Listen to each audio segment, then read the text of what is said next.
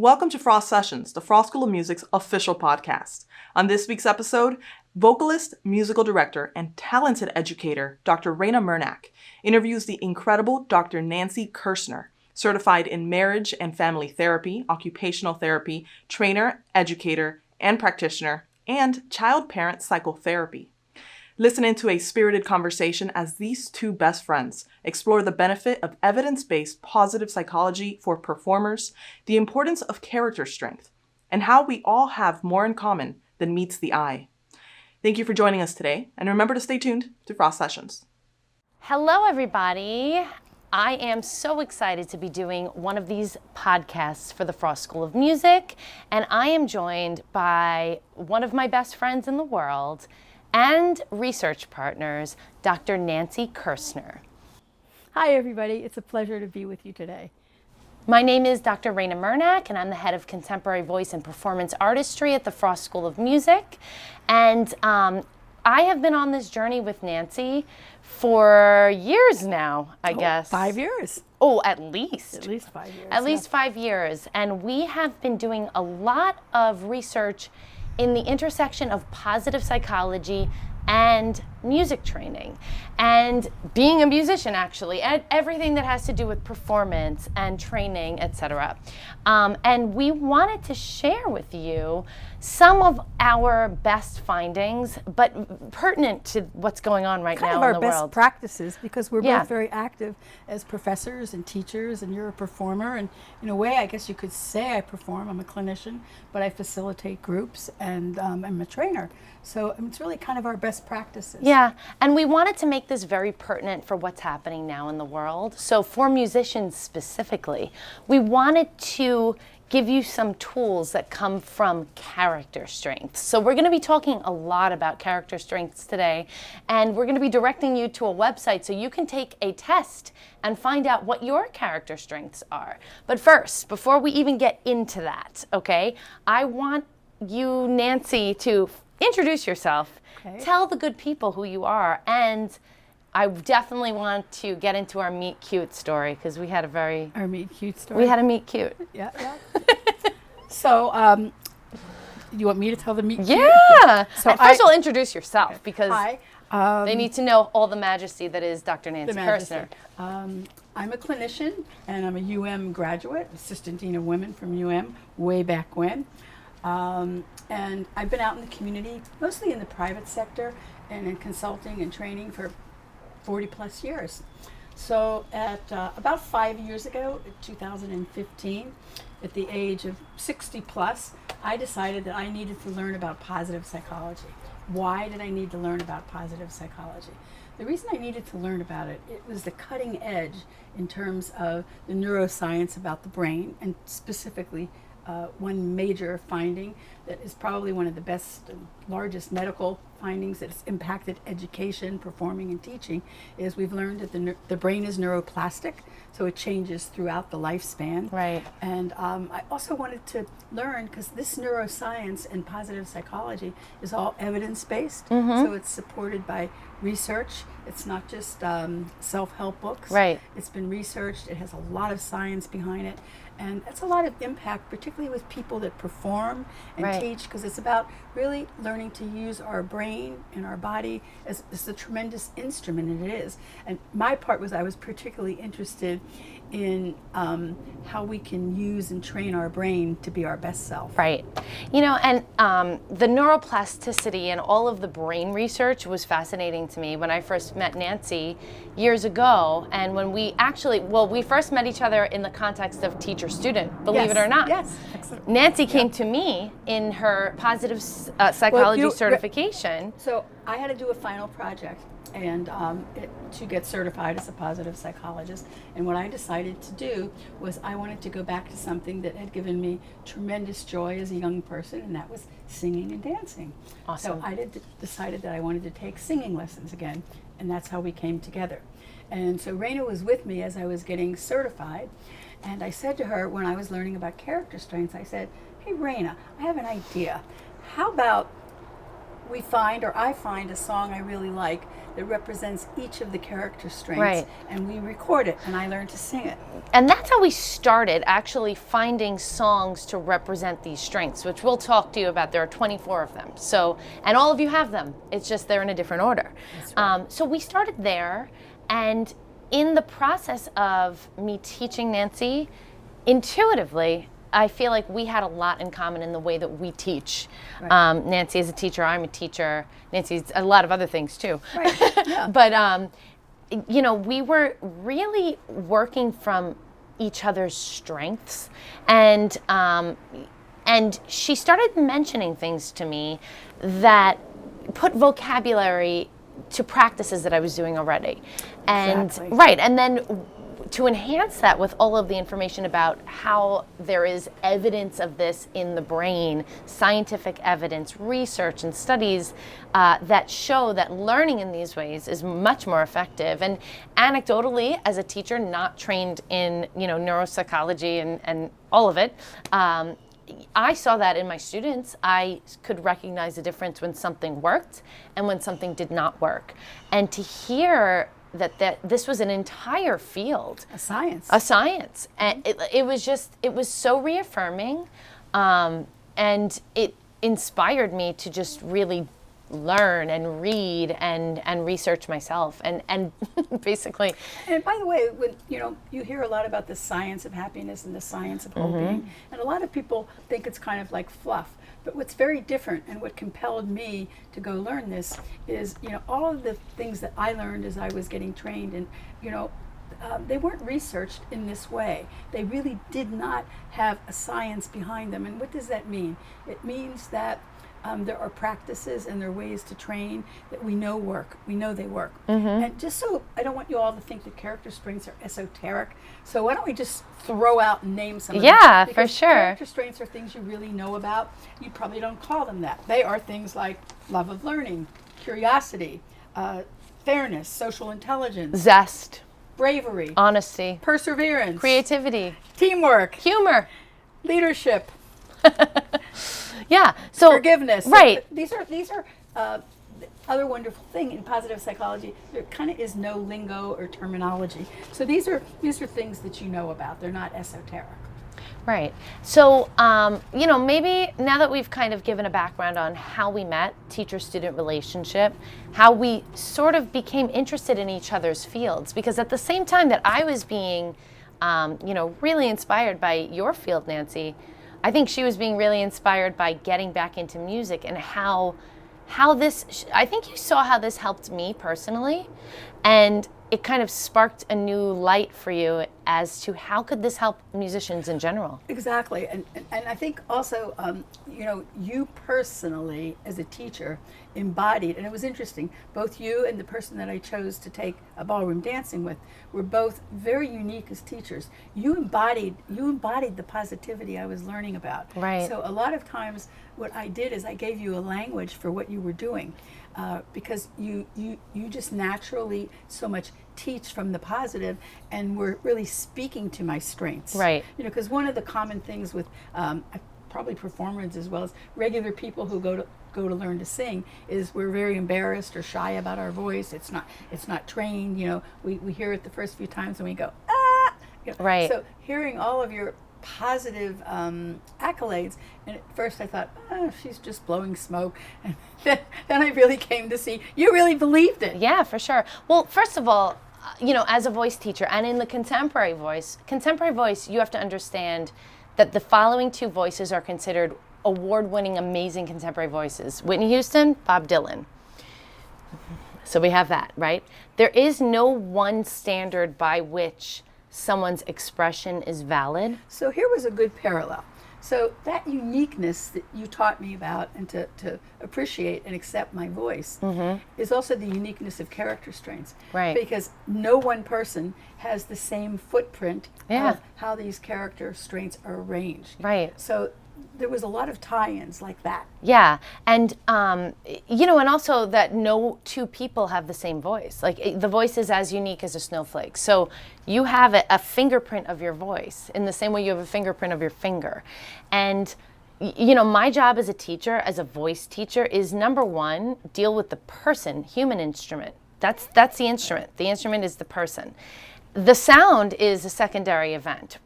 And the sound comes from the person's breath mechanism, the person's facial features, the person's emotional past and present. So knowing all the richness that goes into the sound of a voice, which changes all of the time, day to day, that excites me about all of my students. And maybe that I recognize that there's such beauty in such, minute differences and, day-to-day differences. I'm enthralled in the beauty of it, which might explain. Well, yes, but what you're talking about too is what I got excited about as I would listen to you say things like that is the power of character. I started being very curious about how if performers knew their character strengths, right. particularly their top character strengths, right. because we're going to be talking about that, is that all of the research, which is very practical, showed that if people live, work, love in their character strengths, right. you're more vital, you're more energized, you're more empowered, there's more whole being. So I got really curious. I thought, wow, how would teaching performers their character strengths, right. how might that help them come more from core, which was really kind of the same thing you were saying, but in a different language. Right. And Nancy teaching me about what character strengths are, and then me figuring out my own, it was the biggest aha moment I think I've ever had in my life. Because I looked back on every choice I made as a performer, as a professional, as an educator, in relationships, every choice that I made, and anything that violated my top strengths always felt wrong. I was not successful at it. Mm-hmm. So let me give them just give you a tiny definition of what are character strengths. Yes. So character strengths are, they used to call them virtues. They're the parts of us that are very core. They're how we show up in the world. They're our lens of seeing the world. And typically, over a lifetime, they can shift a little, but they tend to be pretty stable. They're not like a skill. Like, for instance, at this stage of my life, I don't swim like I swam. I don't dance like I danced at 20. So they're not skills. They kind of don't go away. They're kind of very essence core qualities. Yeah. And maybe some of the history of how these character strengths were compiled, because I find that fascinating.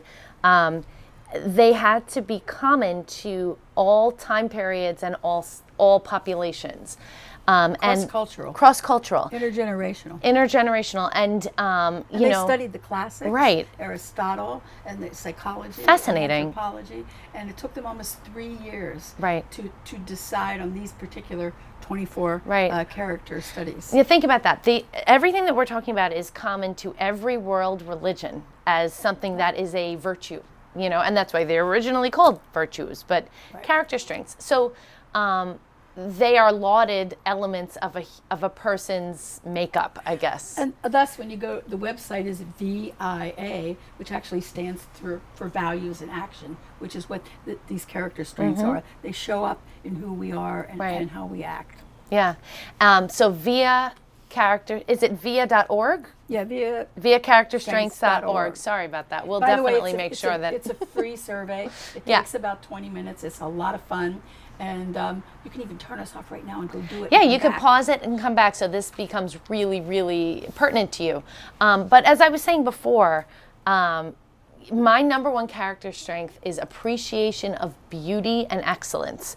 And hearing that, and anybody who knows me understands that this match is not just a coincidence. And for you podcast, just audio listeners, there's a neon orange situation with an olive green jewel in the center. So can I tell them what that meaning is? Yeah. So you'll see that all these things have very, what I call street language, which I like. So here's appreciation of beauty and excellence. Noticing and appreciating beauty and excellence or skilled performance in various domains of life, from nature to art to mathematics to science to everyday experience. So what Raina's commenting about, and if you know her, even if she's extremely casual and you go in to see her, there will be some match, particularly of color, yes. in the jewelry. There will be a whole earrings. Theory behind everything yes. you see. And she could be in jeans, but there's going to be an attention to the beauty and the way it's arranged. Right. And any of her settings, you go into her office or her home, there's there's a tension and things get moved around because she's very visual. And I'm very visual, but and also in a deep dive actually in the Martin Seligman and Christopher Peterson manual where they describe the process. I was actually reading about Walt Whitman. That was his number one as well, and people who described him said that they never knew somebody who got so much enjoyment from nature, and that's a huge thing for me. Just is in awe. So awe and wonder are those two things that happen to me. And so when I listen to a student making music, I lose myself, and the student themselves might be self-correcting, feeling self-conscious. I'm lost in the beauty of the expression. So, it's interesting. That's where my direction as a teacher and an artist goes to first, because, everything I do is very intentional, and I do set up the beautiful atmosphere, and I do get lost in what I'm doing myself. So when I learned that was my number one strength, it was validating. Very validating. Yeah. And my number one strength, and I've taken this in the 5 years, I've probably taken it at least 8 times. And they have my strengths have shifted, but kind of the top. And because the other thing that we want to say about this is the reason we teach character strengths, and today we're just actually in the phase of making you aware of your character strengths, and we really want to encourage you to take the VIA, is because you need to see them. And when you see your strengths, you begin to both appreciate them. And this whole love of learning thing, I'm kind of an intellectual geek. I love to learn. No. I do. This woman has so many certifications and titles and letters affixed to her name. So yes. And it has nothing, I really don't She loves care about learning. the letters. I am happiest when I'm learning. Yes. And the thing I learned the other day is, and this is another interesting thing, when you are living, loving, and in your top strengths, all of those wonderful positive things like dopamine, serotonin, the good endorphins, they get released when you're doing things that are pleasurable. Right. So that does it for me. That's right. It's really fun for me. Yeah. Yeah. Love of learning. Love of learning. And we actually have 2 of our top strengths in common. We do. Which makes us a great couple of research partners. Zest and creativity. And I would say that both of us, first of all, she was talking about my space. Her office, where she sees clients, is a fantasy land of theater and puppets and props and feather boas and glitter and just everything. Because, I guess we didn't mention that you're a psychodramatist. So psychodramatist, yeah. So basically using the tool of theater in therapy, and her office is a stage. It's unbelievable. So the creativity that goes into, setting that up, or seeing what, like bunny slippers. She has a whole collection of different kinds of slippers that symbolically could mean something to her clients who need to literally stand in the energy. She's so creative and zesty. We're both very zesty, if you can't tell, So one of the things that we were aware of, is that this talking to you today about character strengths is very different than we might have talked to you before this pandemic. So one of the things that we really want to encourage you to find out about is, your character strengths are like little golden nuggets. And when you learn what they are, you'll be much more aware of them. And they will both energize you and empower you. And also they connect you, not just to yourself and your core, but when you're in that very connected, congruent, flowing place, you connect better with others.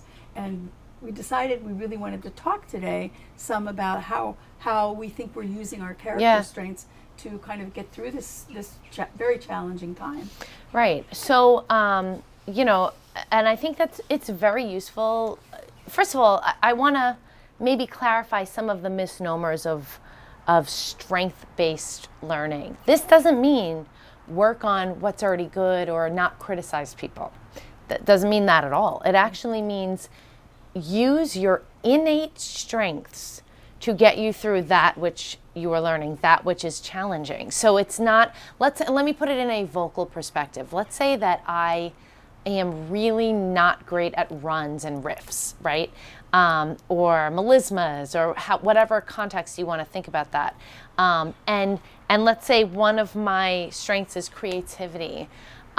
Thinking of creative ways to practice that will get me better at that, will inspire me instead of me feeling, oh, I'm just not good at this. It's how can I use the things that I'm already really strong at to help me through that which challenges me. So how yeah. And we do this all the time, by the way, bear with us. We do So this. What, the way we like to say that is, how can I use what I'm strong in to leverage the things I'm not so strong in? And the example I always like to give, and this is a real shift in mindset about how we've been educated from the time we're very, very young.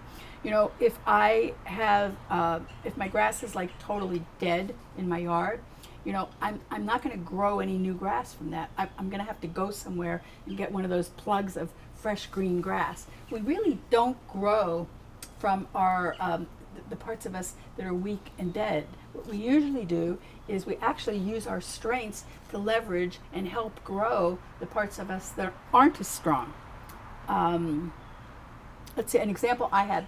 There's 24 strengths in this via. There's many more strengths in life. I invent ones and add them all the time. But I was very upset that humor was my 24th strength. and so I was always that person in elementary school and junior high, and I'd say, could you please, I didn't get what was funny about that. So I very decided to use my creativity and my love of learning because I wanted to elevate my humor. I'm proud to say it's not 24 anymore, it's somewhere in the middle.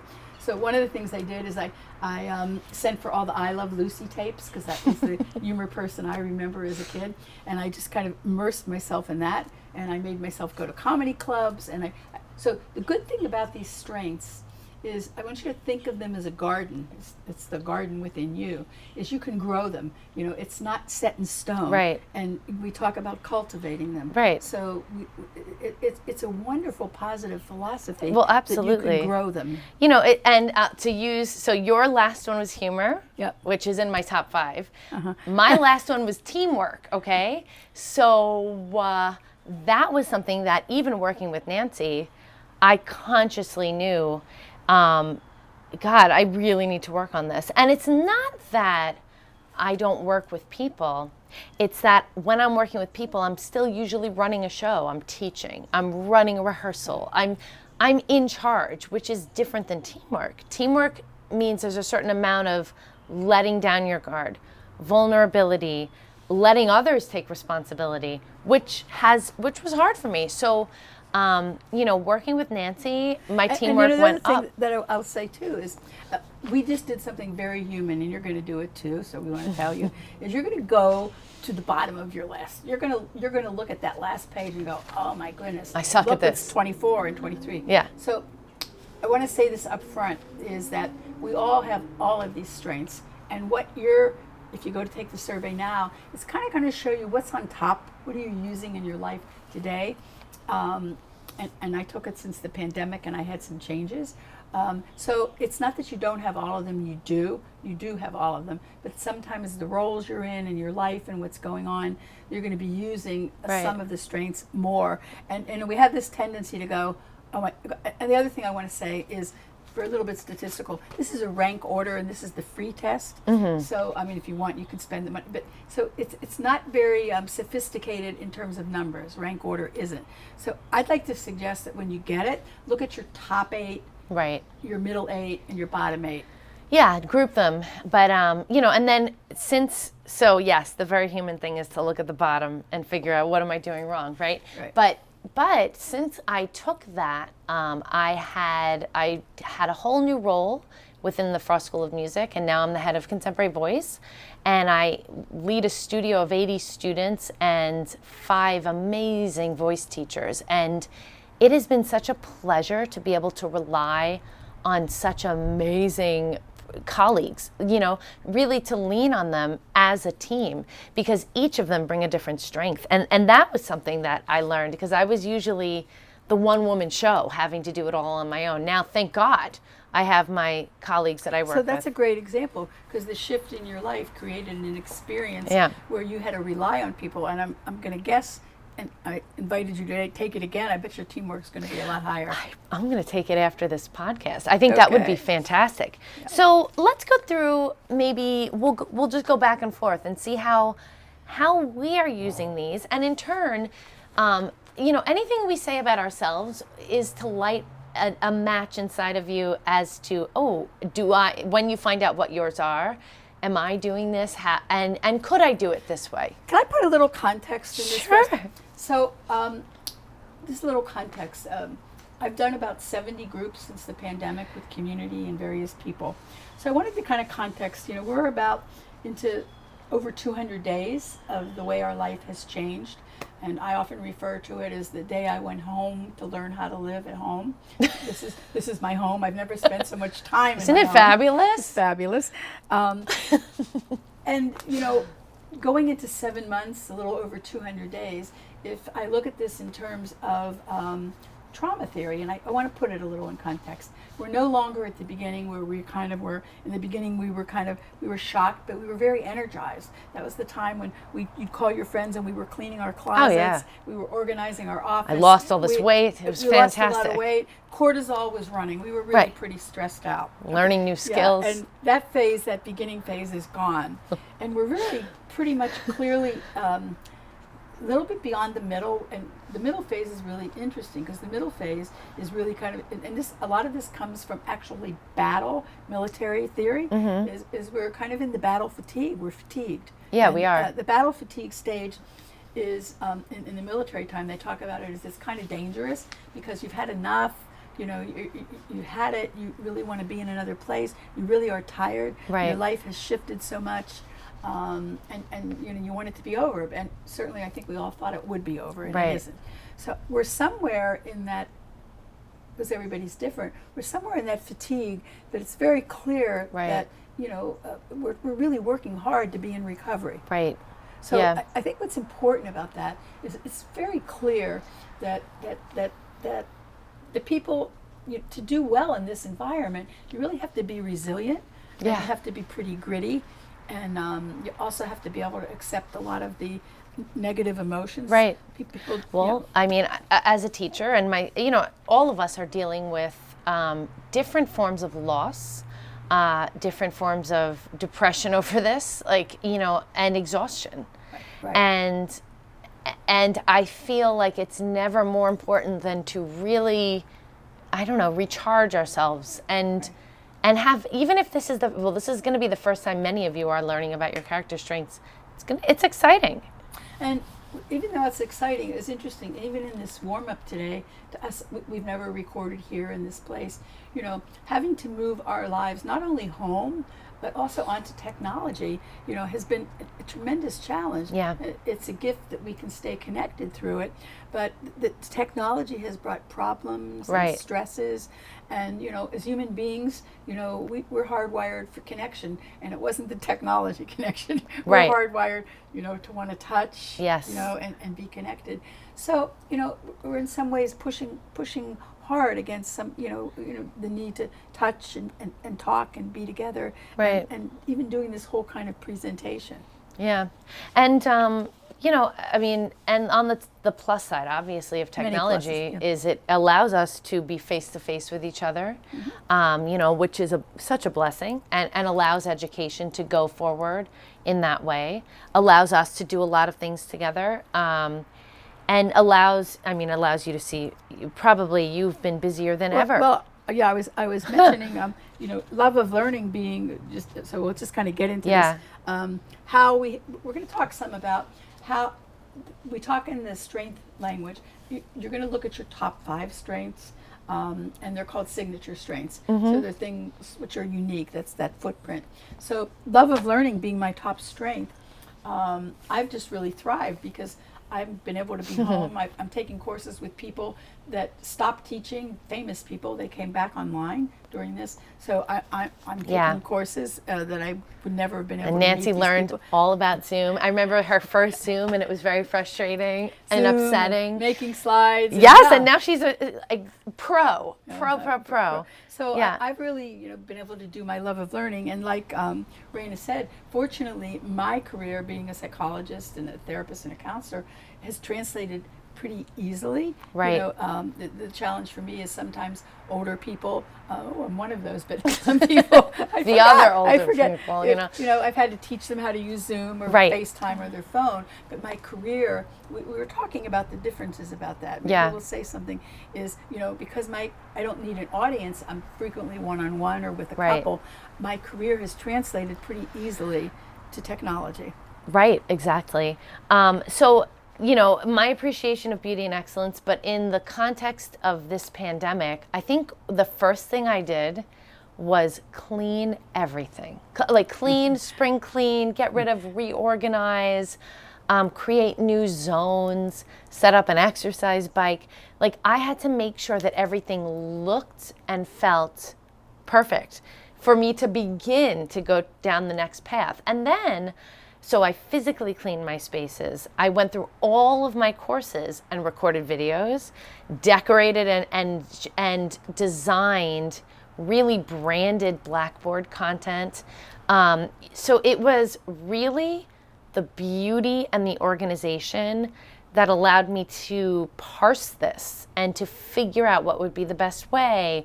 What are the new ways of doing this assignment? So literally a full digital house clean and physical house clean. Right. Making it pretty. And it was interesting kind of watching you because you had taught a few courses online. Yes. Your Right, the particularly peak your- performance. The peak performance. So you were kind of perched, and you knew a lot. Right. A lot And I about the did, technology. instructional design. So I was the instructional designer for Frost Online. So I was very well seated to take this and it was forward. interesting because I saw that one of the ways you kind of oriented yourself in the world and kind of created some safety and comfort is you had to do, organize your space, but also because your teaching is so core to you, you had to get your courses organized in a way that was had a lot of integrity, Right. and it delivered the content. Yes. But it also had to be in a package that was very visually pleasing. Always. Yeah. Always. Yeah. When we started working with the character strengths, when you go online at the VIA website, it's a pretty sophisticated group, and considerable money behind the research. So one day, a few months into this, Raina looked at me and she said, I don't particularly like how the VIA website looks.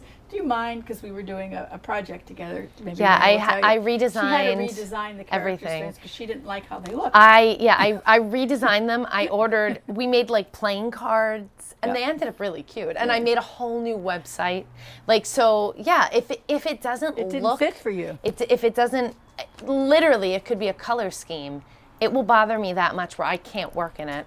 Right. I have to really make it look beautiful. Otherwise, I have design is so important to me. Right. Interior design, fashion design, instructional design, course design, syllabi design, website design.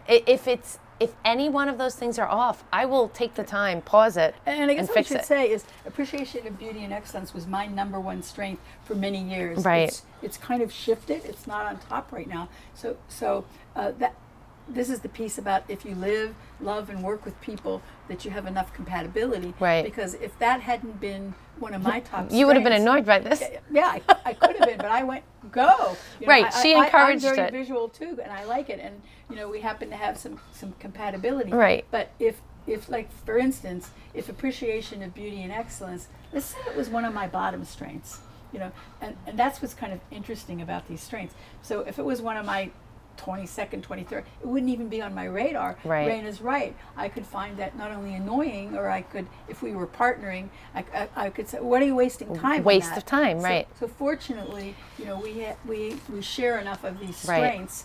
And you're probably going, duh, of course, this in couples, about that Well, it's just I mean, another lens to look Well, at things. Nancy works with a lot of couples, and I find it extra fascinating, the dynamic between two people when you learn you and your partner's strengths and how things like that happen all of the time. Things that are number one values for one partner are at the bottom for the other, and learning that that's the difference actually helps them communicate with each other. Yeah, because what this does is this is the language of strengths, and we like to say, and this is a huge shift. It's a little slogany that from wrong to strong is the whole thing about knowing strengths and your different strengths is appreciation of the differences, right? Not a criticism, right? But an appreciation. Well, yeah, of what that brings. Because think about it. Because let's say in a couple situation, if someone was 1 and 24 on appreciation of beauty and excellence,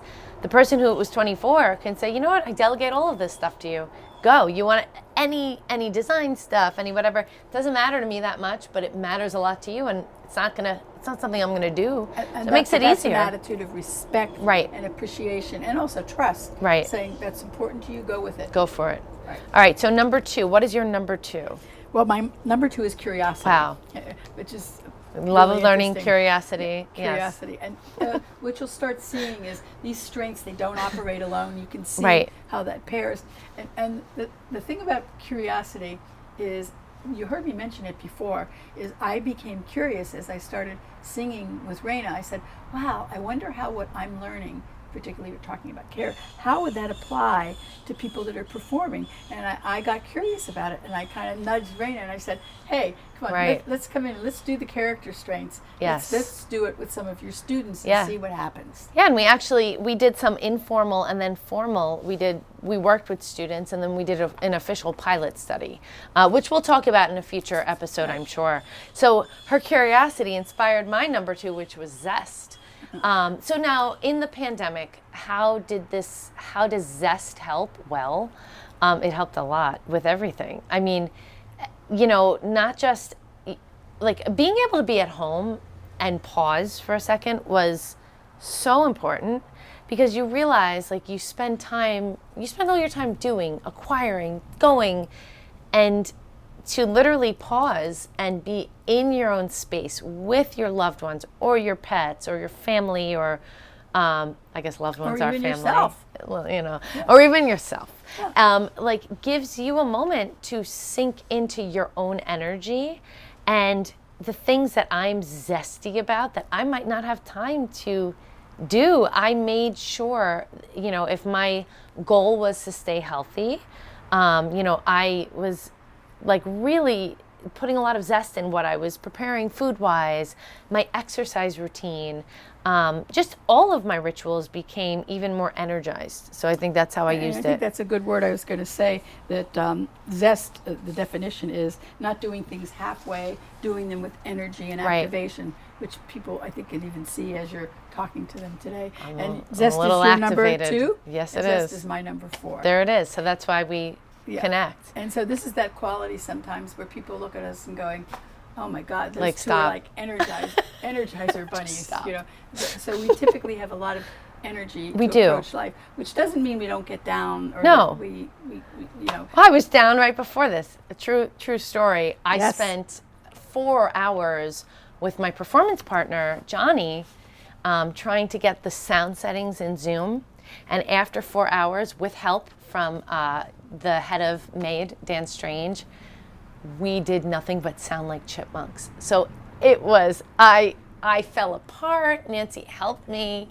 But you know what, honestly, like, the zest in me is already thinking of solutions and other ways, and it's already problem solving, and I'm not going to let it stop me. I'm going to keep going and figure it out. But anyway, that's how zest could be activated. So what is your number 3?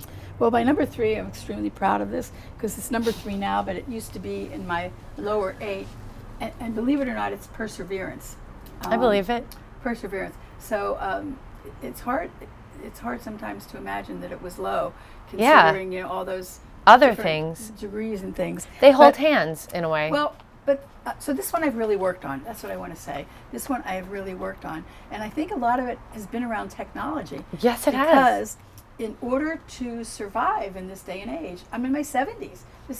Computers are not my thing. Right. I never even touched a computer to 2006. And I always said, I hate computers. I did not need them to function. Right. Because I could sit in an office and take hand notes. So I think a lot of my perseverance has been being that I'm still very active professionally and clinically and nationally, and I speak and things. If I didn't learn technology Right. and how to do these things, I was going to be dead in the water. I mean, I think that's so remarkable and commendable because, you're right. Especially, I mean, in a pandemic where technology is the only way to carry on, whether it's people working remotely or, seeing clients or teaching, the perseverance, and let me tell you, it's a perseverance sport, Yes, it is. as it was for me during my fun 4 hours, Yes, with Johnny. But, that is such an amazing strength to have. And you're right, working on perseverance. You persevered through your perseverance. And it was interesting. I was thinking today and about in all of the I mentioned I did 70 groups and I do clinical hours every week. Every group I've been in, no matter what the topic's been, and almost every client, every phone call, at some point, I think they're going to make a new category of trauma called technological trauma. Because at some point, every phone call, every group, somebody or buddies are going to be talking about the stress of, I couldn't get on this phone call, I Right. couldn't find the link, this didn't work, Oof. that didn't work. So, our dependency. Password. And the password, there's this, the dependence on technology has gotten even greater Right. during the pandemic because we want to stay connected. It's almost like another system of our body. We have It the is. nervous system and It we have is. the It technology is. system. And it's also, I was thinking today, I sometimes think, because you're still in a system, whereas I'm in a private practice and I'm frequently home Right. alone. I don't have anybody to call on, but you really just leveled my playing field today because you are in a university system, and I saw it was just as frustrating for you. Oh, yeah. You did have people to call on. Yeah, we but were I all think on it, all hands on deck, and it was just still not working. Yeah, So, yeah. It's a powerless feeling. it's a ... We're going to continue to work on Right. that problem. Perseverance. That's what we're Persevere. I'm talking gonna hope this rubs off a little. The Yeah. perseverance. Okay, so my third is honesty, and so honesty during this pandemic. Just self. You said that she was like the self-acceptance. This is, for those of you that are a little bit into, this is Quignon. She's the goddess of compassion, and she's on my patio. She happens to sit. You don't know it, but I'm in my little exercise area where Yes, my bike is. we rolled out so a yoga I try to mat. have a lot of compassion about the whole physical thing. But so this is Quignon. So compassion. I think for me, the honesty part, just checking in with myself, just being honest about like the feelings that I was feeling, so that I wasn't always so hard on myself that it's not the same. It's different. And actually working with my students, I'm very intuitive and empathic. So I can tell when there's something off or wrong or the light is out in one of my students' eyes, even over Zoom, because we do a lot of voice lessons remotely. And to be a place where they can be honest, which I find that many of my students come to me with personal things or just how they're feeling. And I think that for me, like really staying honest was important with myself and them. And it's what feeds your authenticity. Yeah. And I wanted to say something. This whole one of the things I've noticed living where we live here by the university in South Florida is there's a way everybody's not experiencing the pandemic the same. Right. And most of the people in my life, and I think in your life, is we're pretty middle class, and we have food on the table and things. And what I notice a lot is we feel guilty. And people feel guilty that they feel bad or depressed or annoyed or irritated because we say things like, "Oh, goodness gracious, I have a house, and I have food," and I had a student say that to me the other day. She was complaining about something, but she was qualifying it. Well, I know that I should be grateful. I shouldn't feel this way. And I said, your feelings are valid. I was channeling you, actually. No, you got it. But but the truth is, there is. You mentioned it before, and it has a particular name that's interesting. It's disenfranchised grieving. Right. It's disenfranchised because we don't typically recognize it. Many of our ways of life have died, and we're working really hard to create new ones. Right. I.e., moving on to a technological communication. But, we are grieving for lifestyles that we lost. And We changes. are. We definitely Big are. changes. So, Especially in music. I mean, and to bring this back to musicians who might be listening, the perseverance, the technology portion, figuring out new ways to make income as a musician, figuring out new ways to work together as a producer, it's all about figuring out new ways. And sometimes, to the benefit, we're also busy. All summer, I worked on an EP and made music videos What's and an lyric EP? videos. It's an extended play, which is Okay. shorter than a long play, which means it was a 5-song release. So it's a 5-song album. And I fully recorded, produced it, mixed it. I had it mastered. I created all the album art. I created photo shoots. I created multiple websites, an EPK, which is an electronic press kit, 5 music videos, a couple of which were lyric videos, all of this content around this release, and then worked on all of the promotional things, like building things on that side. Those are things that we could be doing during this pandemic, and I know that you are working on them, but really remember that once everything is open again and everybody's running to gigs, that's not time that you're going to have that you're forced to not be gone, So I think it's important to really take advantage of what you can do. And it does involve a lot of recording and creativity and artwork and, social presence stuff. well, I think you're really also talking about how you use your strengths, and all of us, having creativity. Yes, which is my next strength. And it's what number for you? I'm 4. Okay, and it's my 5th. Perfect. And my 4th is zest. This time has really required tremendous creativity and Right. perseverance Yeah. to kind of reinvent your life and figure out what you were going to be doing. Right. And we had an interesting little exchange about I feel really bad for performers and actors and all the theater people in New York because a big part of your life is performing actively and connecting with people live. Right. And that's not possible right now, and I think is a huge shift of Right. how you get your energy. Yeah, definitely, because it's different to, perform for a video, even if you see like hearts going up and everything, than it is to feel it in the room, and even as a person feeling it, right? I was thinking about that, like just how much bigger a bass line feels when you're in a venue versus Right. when you're hearing it anywhere. And interestingly today, because this is the first time in the pandemic that we did a little bit, but recording with someone, because most of the time I'm sitting in my kitchen, which is where I Right. do much of my Zooming, alone and talking or doing a group. This is so much And better.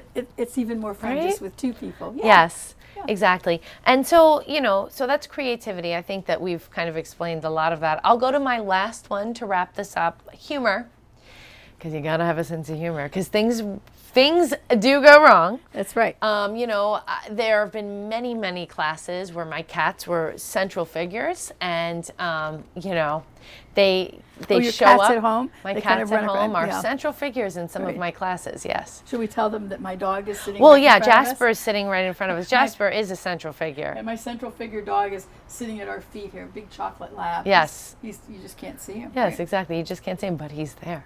So you used a word before that you used the word light. Mm-hmm. And I was thinking that, to me, our character strengths are those really eternal lights, those lights that never go out. Mm-hmm. And I think one of the things that was wonderful about learning, you may be surprised, when you see your top strengths, because I wanted to mention that since I know you're going to all run out and take this, is, when you read those top strengths, you may kind of go, you may be puzzled, because a lot of times we don't see our top strengths because they're like breathing and walking. Right. We don't think about breathing and walking. So this first phase, as we're talking to people, is just when you see your top strengths, just kind of start looking at, well, does this fit? How does this show up Right. in my life? So we're really kind of just talking Yeah. about, and this becoming aware of these lights, because that's what they are to me. Right. They're like lights that never go out. And they help you through your dark period, so They they are do. lights. Yeah. And anytime that I get down or I, feel dejected or what have you, if I consciously remember to go back to my strengths, to channel, to work from there, it instantly gets better. Yep. Not the situation, but the process. You know, and it's part of the way in which we have and still work with individuals, musicians, you know, just all types of populations. We left out an important point.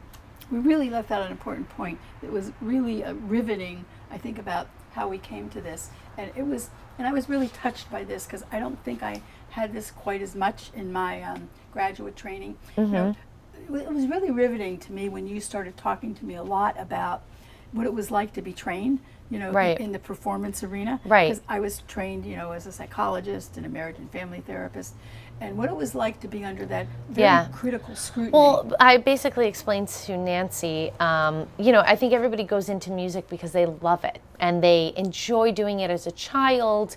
Then the stakes become higher with competitions and competition, and even getting into college, and you know what you're passionate about becomes sort of your stress and your competition point. But I think this happens with a lot of people. You know, I happen to have nothing abnormal. You know, I would sing for my voice teacher, and instead of anything being said positive about what I just did, it was immediate. Maybe I got very nice, like a statement like that, and then, okay, we got to work on this. This was bad. This was bad. So it was like a laundry list of all of the weaknesses, and you don't feel strong. Exactly. And so where we can all relate to that is when you go into school from the time you're very, very young, and you know it's how we were taught to parent. We start telling people, our kids, what's wrong with this, and you did that wrong, and you did that wrong. So the character strengths aren't just that you're going to learn. Here's character strengths. I happen to write mine down. I carry them with me. It's a huge shift in how you think. Right. So you might be resistant to it because our whole society is really kind of based on critiquing and what's wrong from the time we move into school. Right. So it's a real shift. It's a very important mindset, and it's not easy to learn to look at yourself in terms of strengths. Well, and also, you know, from what I learned from Nancy, the brain shuts down when you're being criticized. You're not in a place to learn. You're not building anything in your brain. So, yeah, like it was something that was very, you know, it made a lot of sense to me. And I think that you're going to find, if you go do it, please do, that it's going to make sense. It's going to be very affirming. Right. And it's going to be very empowering. Yeah. So why don't we leave you with that? We want you to go to viacharacter.org. I believe that's the website. I think that's you know, it. we'll give you the real link in this, in the description of this video. And take your own character strength assessment, see what they are. And then, you know, we will be back. We will be doing other episodes with other themes. If you have any comments or questions or things that you'd like us to talk about, please leave them in comments. And we really, if you're in relationship or you have roommates or you have friends, take it with your friends. Yeah. And it's really fun. Or in a band. In a band, that's great. And take it and sit down and talk about it. And if you can't see it in yourself, ask your friend. Oh, yeah. How does it show up in me? Do you see this in Because me? what Nancy was talking about before, where you might not recognize it in yourself, it's strengths blindness. So let your friends help you spot it. yeah, people see it. You might not see it, but they see it. So all right. Here's to strength finding and spotting. Yay! Okay, we hope you enjoyed this episode, and we hope to see you again very soon. Be strong. Enjoy your strengths.